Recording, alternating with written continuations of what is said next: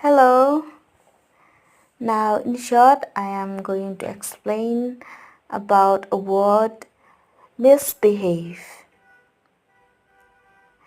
MISBEHAVE.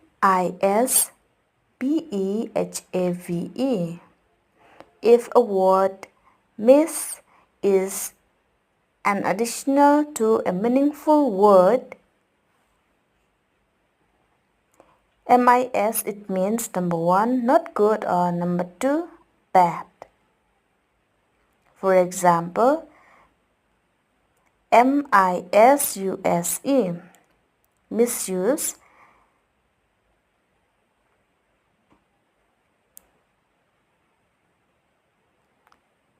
If we add MIS to USE is misuse. How do we sign?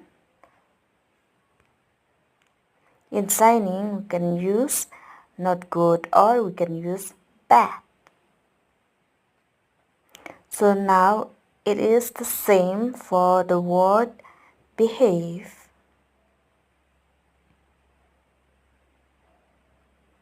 If we add MIS, it will be misbehave.